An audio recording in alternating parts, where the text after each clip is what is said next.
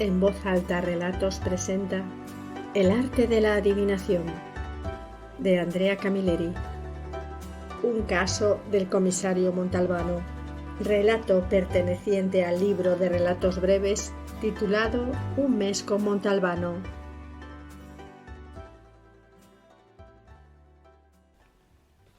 En Bigata, las fiestas de carnaval nunca han tenido mucho sentido. Para los mayores, naturalmente, porque no organizan bailes de máscaras ni cenas especiales. Para los pequeños es harina de otro costal, porque recorren el paseo arriba y abajo, pavoneándose con sus trajes inspirados en la televisión. Ya no se encuentran disfraces de Pierrot o de Topolino, aunque se paguen a precio de oro. El zorro sobrevive, pero hacen furor Batman e intrépidos astronautas con resplandecientes escafandras espaciales. Aquel año, sin embargo, la fiesta de carnaval tuvo sentido al menos para un adulto. El profesor Gaspare Tamburello, director del instituto local Federico Fellini, de muy reciente creación, como se deducía por el nombre que le habían puesto. «Anoche intentaron matarme», proclamó el director, entrando y tomando asiento en el despacho de Montalbano. El comisario lo miró atónito, no por la dramática afirmación, sino por el curioso fenómeno que se manifestaba en su semblante y que pasaba, sin solución de continuidad, del lívido de la muerte al rojo del pimiento. A éste le da un síncope, pensó Montalbano. Señor director, no se ponga nervioso y cuéntemelo todo. ¿Quiere un vaso de agua? No quiero nada, rugió Gaspare Tamburello. Se enjugó el rostro con un pañuelo y a Montalbano le sorprendió que los colores de la piel no hubieran teñido la tela. Ese cabrón lo dijo y lo ha hecho.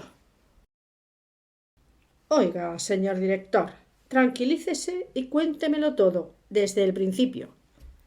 Dígame cómo ha sucedido exactamente. El director Tamburello hizo un esfuerzo evidente para dominarse y empezó. Ya sabe, comisario, que tenemos un ministro de Educación que es comunista. Ese que quiere que en las escuelas se estudie a Gramsci. Y yo me pregunto, ¿por qué Gramsci sí y Tomaseo no? ¿Puede decírmelo usted? No, repuso con sequedad el comisario, que ya estaba perdiendo la paciencia. ¿Quiere empezar por los hechos? Bien, pues para adaptar al instituto, que tengo el honor de dirigir, a las nuevas normas del ministerio, ayer me quedé a trabajar en mi despacho hasta medianoche. En el pueblo todos conocían el motivo de la excusa del director para no volver a casa. Allí, como una tigresa en su guarida, le esperaba Santina, su mujer, más conocida en el instituto como Xantipa. Bastaba la mínima ocasión para enfurecer a Xantipa. Entonces los vecinos oían los gritos, las ofensas y los insultos que la terrible mujer dirigía a su marido. Si volvía pasada la medianoche, Gaspare Tamburello esperaba encontrarla dormida y ahorrarse la consabida escena. Siga, por favor. Apenas había abierto el portal de casa cuando escuché un estallido muy fuerte y vi una llamarada.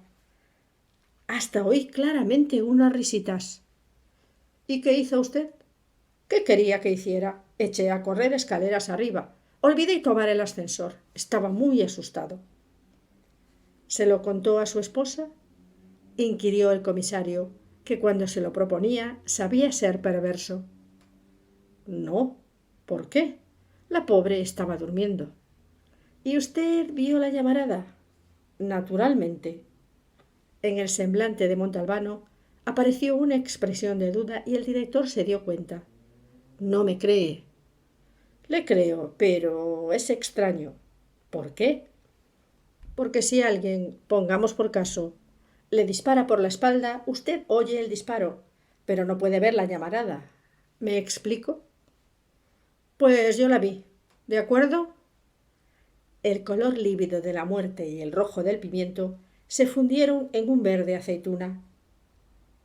Antes me ha dado a entender que conoce a quien le disparó. Sé perfectamente quién lo hizo, y estoy aquí para presentar una denuncia formal. Espere, no corra. Según usted, ¿quién ha sido? El profesor Antonio Cosentino. Claro, directo. ¿Lo conoce? ¿Qué pregunta? Da clases de francés en el instituto. ¿Y por qué querría hacerlo? No utilice el condicional, porque me odia. No soporta mis continuas amonestaciones y mis notas de demérito. Pero, ¿qué puedo hacer? Para mí el orden y la disciplina son un imperativo categórico. En cambio, el profesor Cosentino se burla de ellos. Llega tarde a las reuniones del claustro. Discute casi siempre todo lo que digo. Se ríe. Adopta aires de superioridad. Subleva a sus compañeros contra mí. ¿Y usted cree que es capaz de matar? Ah, usted me hace gracia. Ese no es solo capaz de matar, sino también de cosas peores. ¿Es que hay algo peor que matar? Pensó el comisario. Descuartizar el cadáver del muerto, quizá, y comerse la mitad con caldo y la otra mitad al horno con patatas. ¿Sabe qué ha hecho? Siguió diciendo el director. He visto con mis propios ojos cómo invitaba a fumar a una alumna. ¿Hierba? Gaspare Tamburello, asombrado, exclamó apenas con un balbuceo. No, hierba no. ¿Por qué tendrían que fumar hierba? Le estaba ofreciendo un cigarrillo. El señor director vivía fuera del tiempo y del espacio. Si no he entendido mal, hace un momento ha dicho que el profesor lo había amenazado. Amenazarme, no. Me lo dijo como quien no quiere la cosa, haciendo ver que bromeaba. Con orden, por favor. Bien. Hará unos 20 días, la profesora Lopane invitó a todos sus compañeros al bautizo de su nieta. Yo no pude excusarme, ¿sabe? No me gusta que los jefes y los subordinados confraternicen. Siempre hay que mantener cierta distancia. Montalbano lamentó que el tirador, si es que había un tirador, no hubiera tenido mejor puntería. Luego, como siempre sucede en estos casos, todos los del instituto nos encontramos reunidos en la misma habitación. Los profesores más jóvenes organizaron un juego. En un momento dado, el profesor Cosentino dijo que poseía el arte de la adivinación. Aseguró que no necesitaba observar el vuelo de las aves o las vísceras de un animal. Le bastaba con mirar fijamente a una persona para ver con claridad su destino. La profesora suplente Angélica Fecarota, que es un poco cabeza loca, pidió que le adivinara el futuro. El profesor Cosentino le predijo grandes cambios en el amor. Vaya cosa. Todos sabíamos que la suplente, novia de un dentista, lo traicionaba con el protésico y que el dentista antes o después se enteraría. Con gran solaz. Cuando escuchó la palabra solaz, Montalbano no pudo más. Ah, no, señor director, nos eternizamos. Cuénteme solo lo que el profesor le dijo, o mejor, le predijo. Como todos le insistían para que me adivinara el futuro, me miró fijamente, tanto rato que se hizo un silencio de muerte. Mire, comisario, se había creado una atmósfera que, con sinceridad... Por Dios, olvide la jodida atmósfera. El director era un hombre de orden y obedeció las órdenes. Me dijo que el 13 de febrero me salvaría de un ataque, pero que dentro de 3 meses ya no estaría con ellos. Algo ambiguo, ¿no le parece? Ambiguo. Ayer era día 13, ¿no? Me dispararon, ¿sí o no? Por tanto, no se refería a un ataque de apoplejía, sino a un ataque con pistola. La coincidencia inquietó al comisario. Mire, señor director, procederemos de esta manera. Haré unas cuantas investigaciones y luego, si es necesario, le pediré que presente la denuncia. Si usted lo manda, así lo haré. Pero quisiera ver enseguida a ese bribón en la cárcel. Hasta la vista. Al fin se marchó. ¡Fazio! Llamó Montalbano. Pero en lugar de Fazio se asomó de nuevo a la puerta el director. Esta vez su semblante tiraba a amarillo. Olvidaba la prueba más importante. Detrás del profesor Tamburello apareció Fazio. Mande. El director continuó impertérrito. Esta mañana, al venir hacia aquí para presentar la denuncia, he visto que en el portal del edificio en el que vivo, arriba a la izquierda, hay un agujero que antes no había. Allí debe de haberse incrustado el proyectil. Investiguen. Y salió. ¿Sabes dónde vive Tamburello? Preguntó Montalbano a Fazio. Sí. Ve a echar un vistazo a ese agujero del portal y luego me lo cuentas.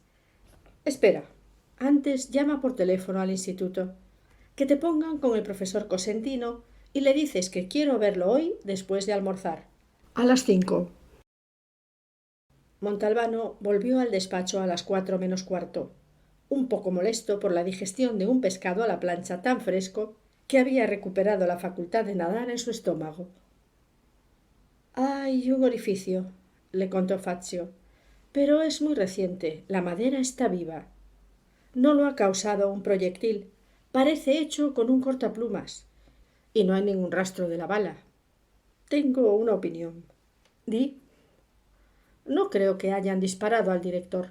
Estamos en carnaval. Quizá algún niñato con ganas de jugarle una mala pasada le haya tirado un petardo. Es posible, pero ¿cómo explicas el orificio? Lo habrá hecho el director, para que crea las gilipolleces que ha venido a contarle. Se abrió la puerta bruscamente y golpeó contra la pared. Montalbano y Fazio se sobresaltaron. Era Catarella. Está aquí el profesor Cosentino, que dice que quiere hablar personalmente en persona. Hazle pasar. Fazio salió y entró Cosentino. Durante la fracción de un segundo, el comisario se quedó fuera de juego. Se esperaba un individuo en camiseta, tejanos y voluminosas Nikes en los pies. En cambio, el profesor vestía un traje gris con corbata. Hasta poseía un aire melancólico y mantenía la cabeza ligeramente ladeada hacia el hombro izquierdo. Los ojos, sin embargo, eran astutos, inquietos. Montalbano fue directo al grano. Le contó la acusación del director y le advirtió que no era una broma. ¿Por qué no? Porque usted adivinó que el día 13 el director sería objeto de una especie de atentado, y es lo que ha sucedido. Pero, comisario, si es cierto que le han disparado, ¿cree que yo hubiera sido tan estúpido para anunciarlo delante de tantos testigos? Habría sido lo mismo disparar e irme directamente a la cárcel. Se trata de una desgraciada coincidencia. Mire, su razonamiento no me convence. ¿Por qué? Porque puede que no sea tan estúpido y sí más listo para decirlo, hacerlo y después venir aquí a asegurarme que no ha podido hacerlo porque lo había pronosticado. Es cierto, admitió el profesor. ¿Cómo se explica entonces? ¿Cree de verdad que poseo dotes adivinatorias, que puedo hacer predicciones? Como mucho, en lo que se refiere al director, podría hacer, ¿cómo lo diría?, retroadivinaciones, y serían tan ciertas como la muerte. Explíquese. Si nuestro querido director hubiera vivido en la época fascista, ¿no cree que habría sido un buen mando? De aquellos con uniforme de lana áspera, botas altas y el pájaro en la gorra que saltaban dentro de círculos de fuego. Seguro. ¿Quiere hablar en serio? Comisario, ¿no conoce una deliciosa novela del siglo XVIII que se titula El diablo enamorado? De Cazot, lo interrumpió el comisario.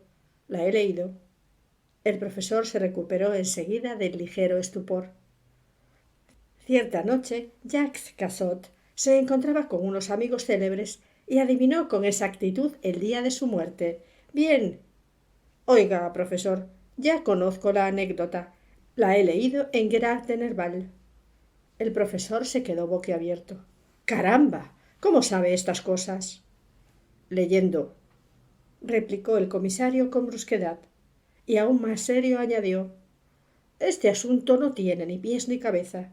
No sé si han disparado contra el director o si se trataba de un petardo. Petardito, petardito, dijo con desprecio el profesor. Mire, profesor, si dentro de 3 meses le sucede algo al director Tamburello, lo consideraré a usted responsable.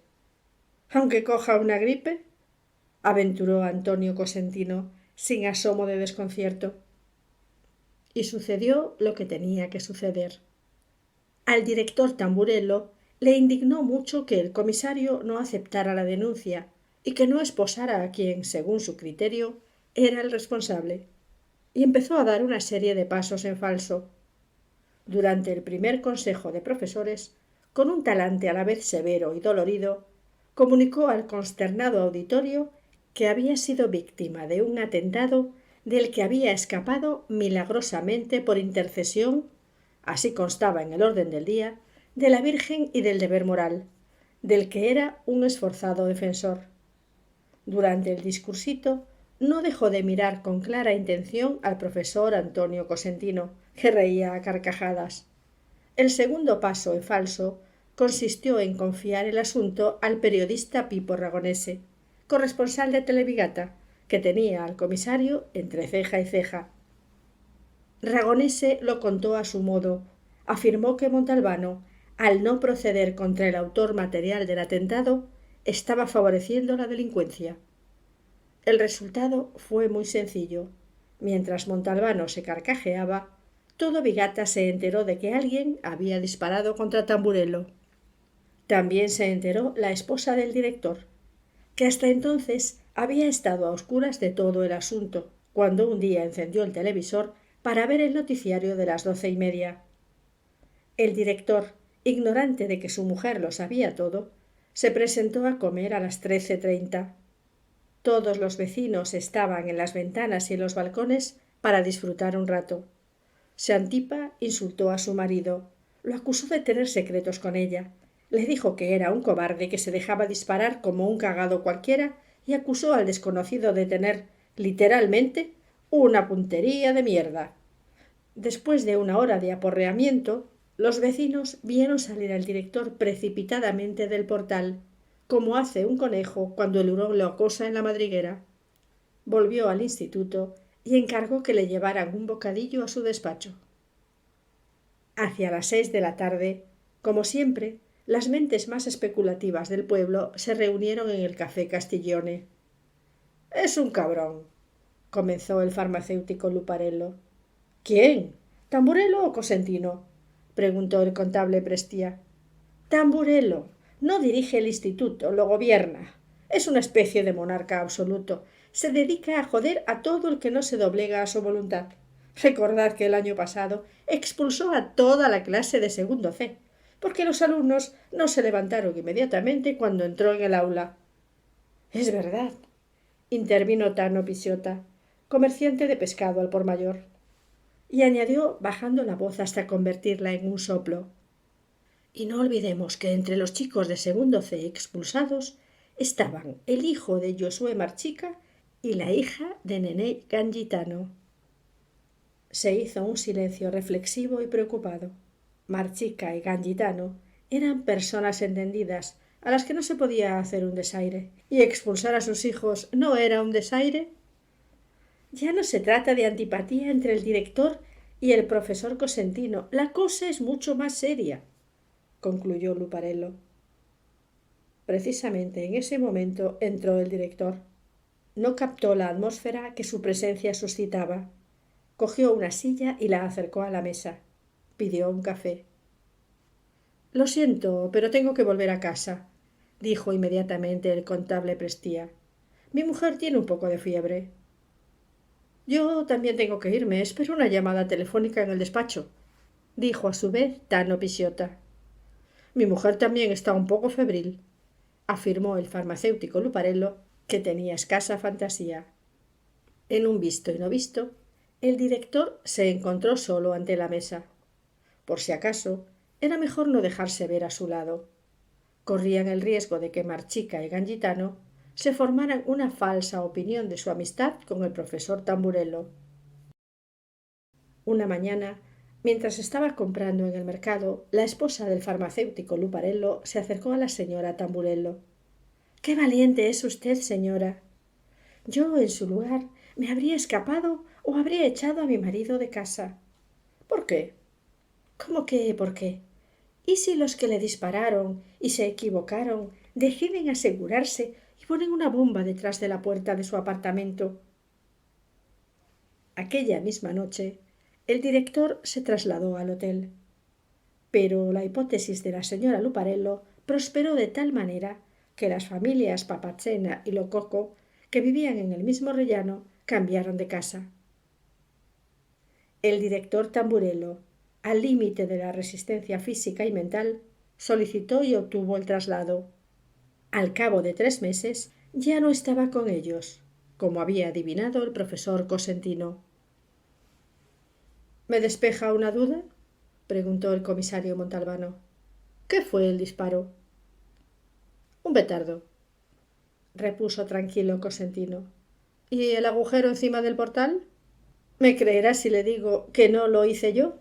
Debió de ser una casualidad, o lo hizo él, para dar crédito a la denuncia contra mí. Era un hombre destinado a quemarse en su propio fuego. No sé si sabe que hay una comedia griega o romana, no recuerdo bien, titulada El atormentador de sí mismo, en la que... Solo sé una cosa, lo interrumpió Montalbano, y es que no quisiera tenerle a usted como enemigo. Y era sincero.